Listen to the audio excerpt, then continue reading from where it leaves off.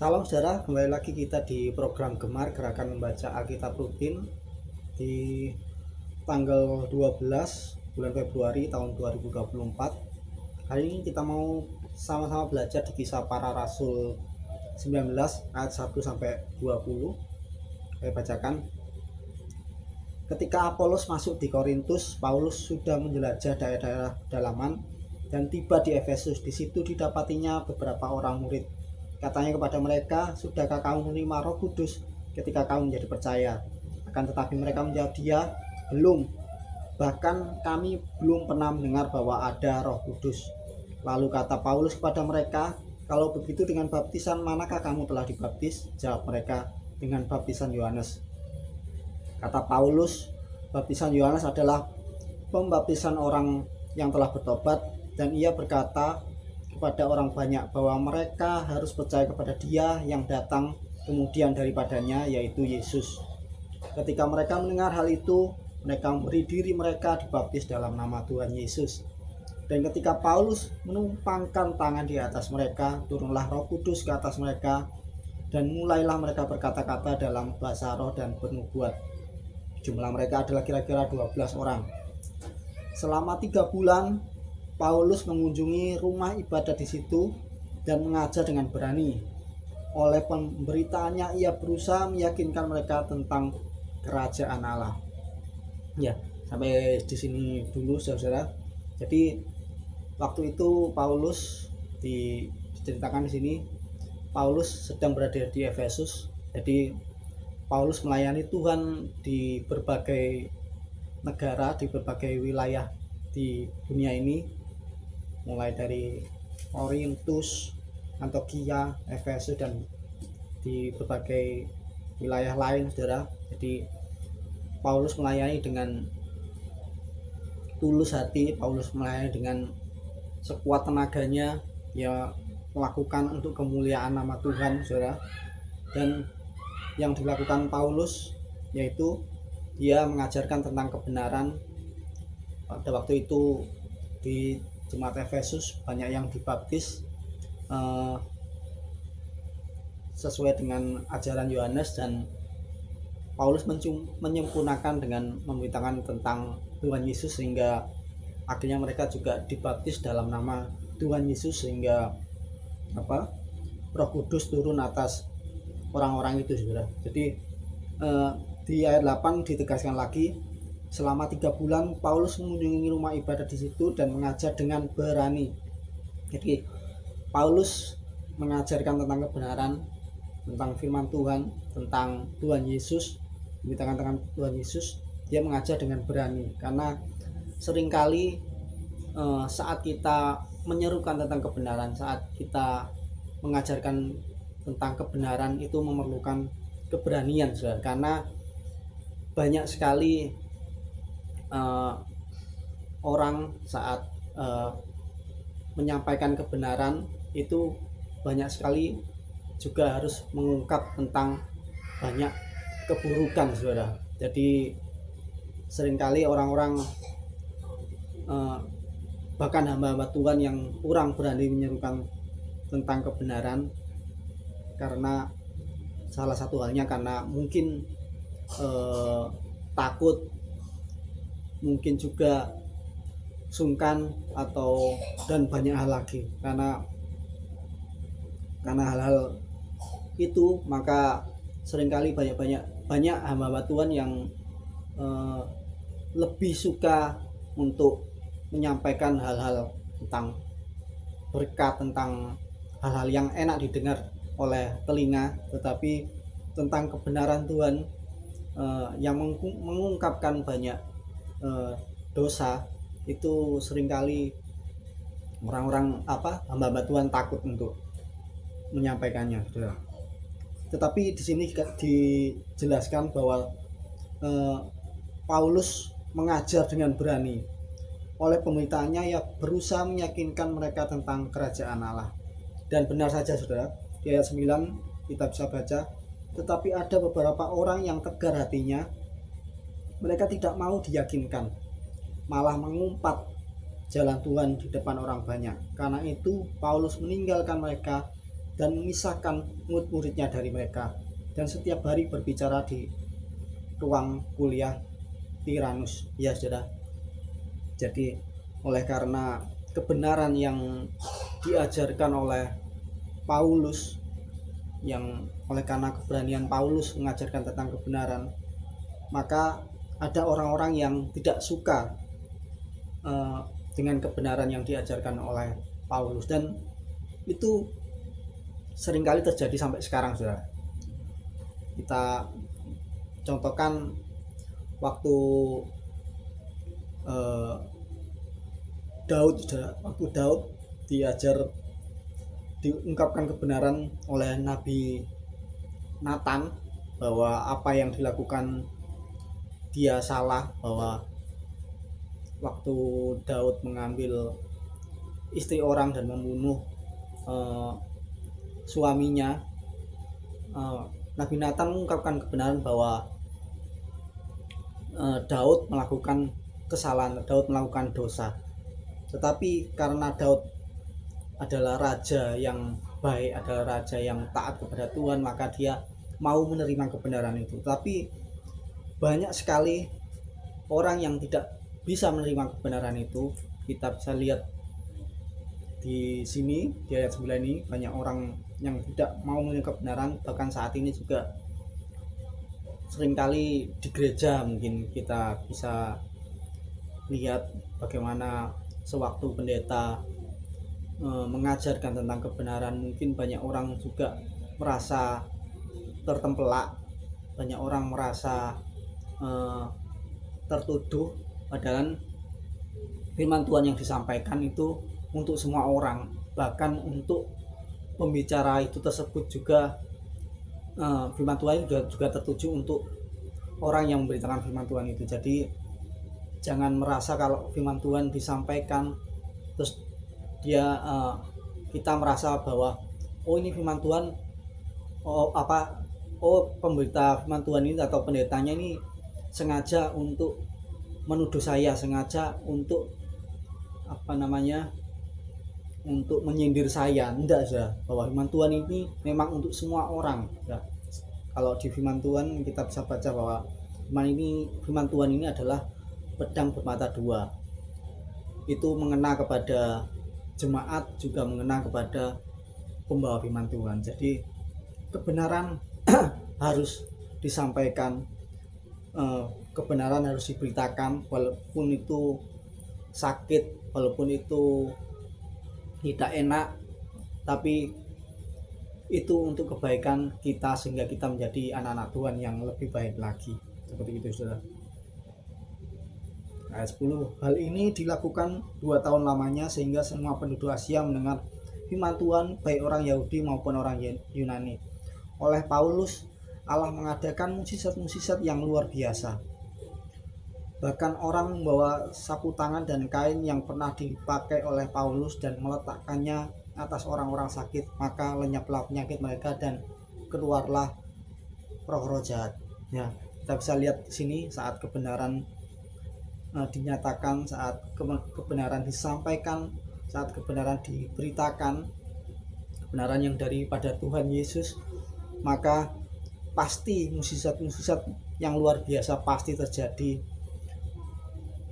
Pasti karena hadirat Tuhan, karena perkenanan Tuhan ada pada pelayanan yang kita lakukan. Jadi dari sini kita boleh belajar bahwa saat kita melayani Tuhan, kita benar sungguh-sungguh melayani Tuhan, kita mau all out, saudara, kita mau berani menyampaikan apa yang Tuhan mau, bukan menyampaikan apa yang orang-orang mau, tapi menyampaikan apa yang Tuhan mau,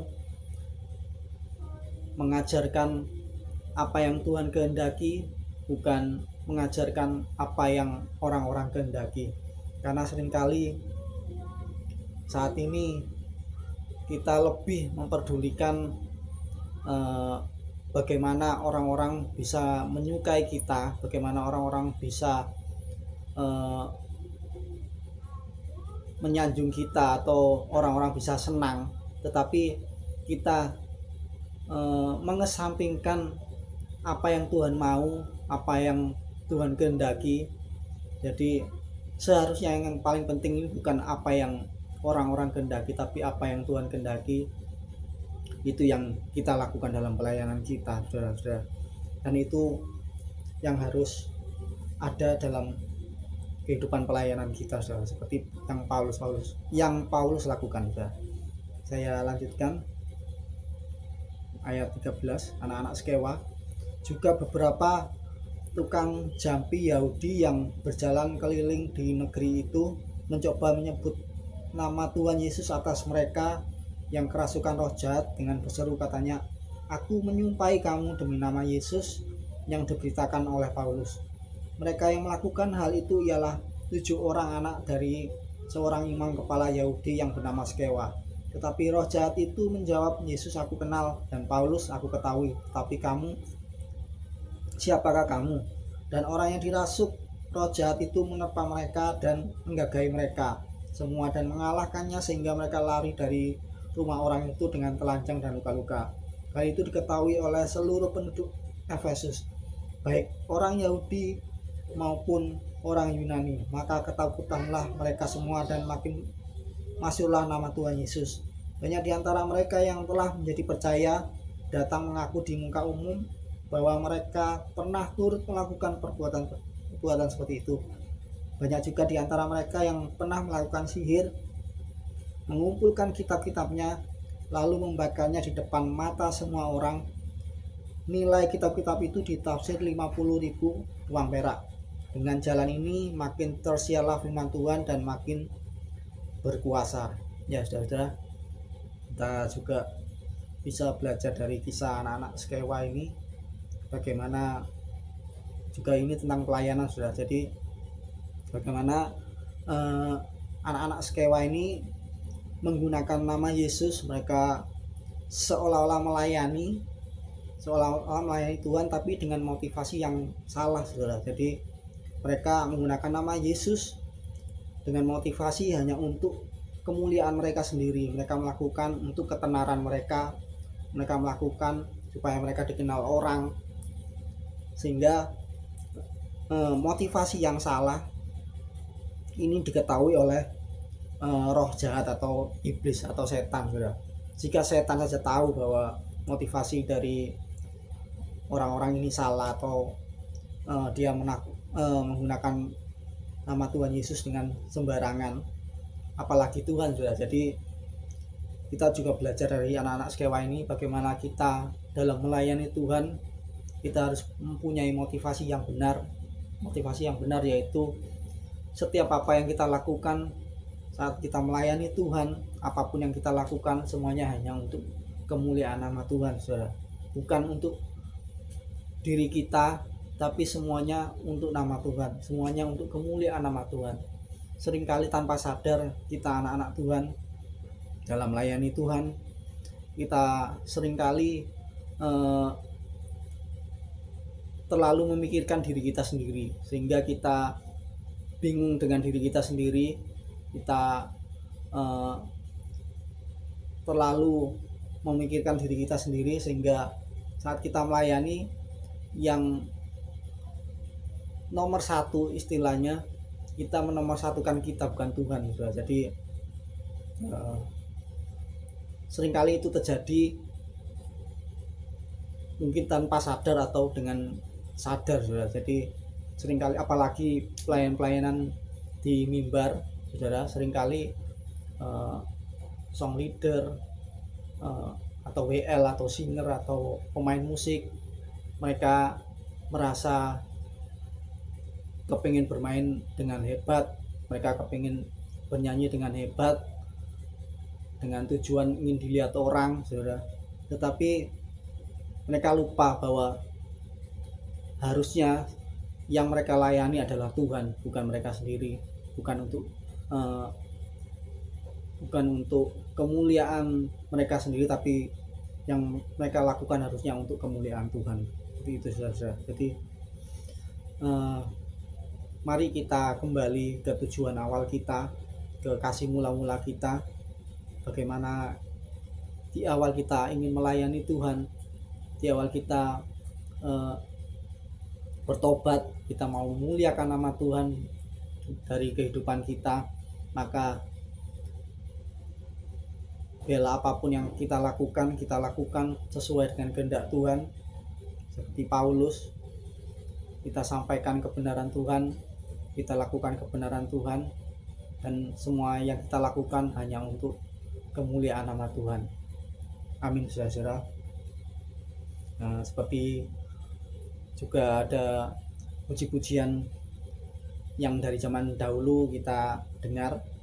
Ya, saya kecil sudah dengar pujian ini, yaitu yang berkata, hanya ini Tuhan persembahanku, terimalah Tuhan jiwa dan ragaku.